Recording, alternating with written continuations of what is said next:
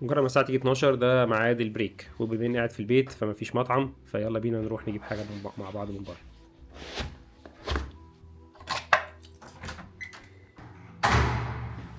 من نعم ربنا ان السوبر ماركت قريب من البيت،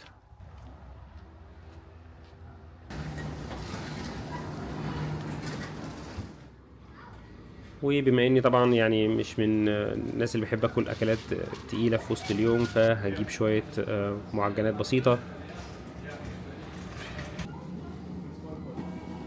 وطبعا النظام في السوبر ماركت في المانيا عامه بيعتمد اللي هو هيلب يور سيلف، كل حاجه بنفسك، فانت بتجيب الحاجه بنفسك، بتسكانها بنفسك، بتحاسب بنفسك لحد ما تطلع وتروح يعني، فمفيش تعامل مع بني ادمين خالص.